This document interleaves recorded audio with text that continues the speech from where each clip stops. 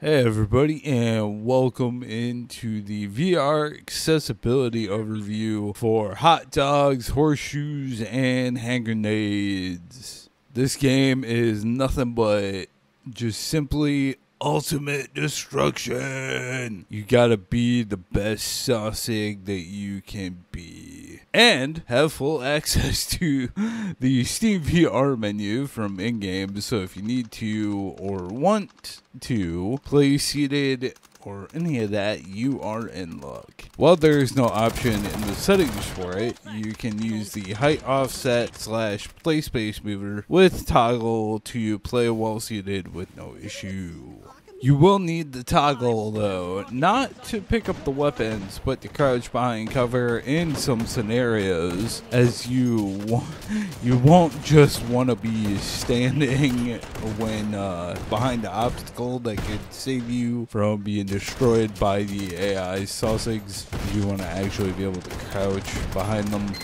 Oh man, the changeable controls in this game are very plentiful with many options to choose from, which is a very cool thing to see. It feels like a challenge to name them all, and it is. That's an amazing feeling, yes. And if you have certain button mappings, they even have a button in the settings to go to the community binding profiles. Yeah, if they don't have one that you want to use, or something like that.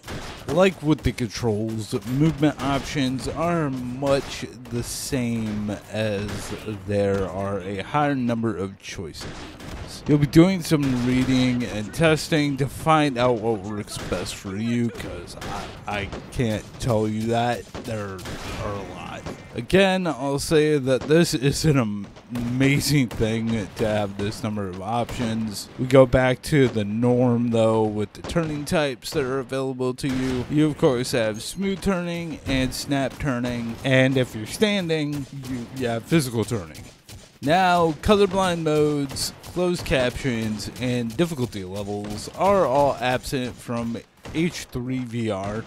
It's the short name of it, but with what this game is, which is a goofy sandbox game with so many modes and updates and other things, I don't see how many of those kind of options could be implemented, so please do keep this in mind if those are things that you do need. Now to the arm and upper body movement levels portion, and I'm happy to say that this is a moderate to full situation with H3VR. You may think that it would be hard to do that with a VR FPS, but this one manages it. The big helping factor with this is the gravity feature that is very much akin to the grabbing method found in Half-Life Alyx, where you highlight the item or weapon and hold the grip and then flick your wrist or a bit of quick arm motion to fling it towards yourself, and then let go of the grip and then hold it again to actually grab the weapon. It works very well even with a height offset, placing you at a standing height. No crouch needed, but if you need to get closer to the item or weapon, then you can do that as well with the toggle or height offset, or use walk-in VR. That also works.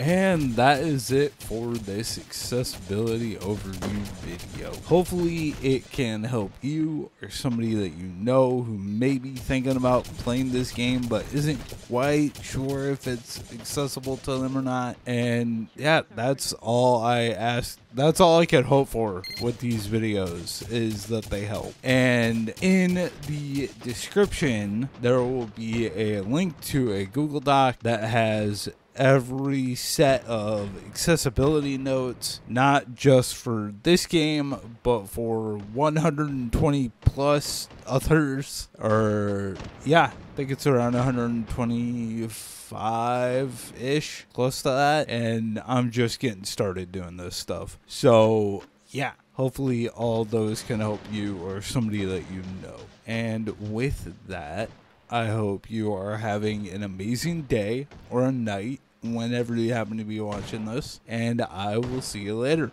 All right, bye.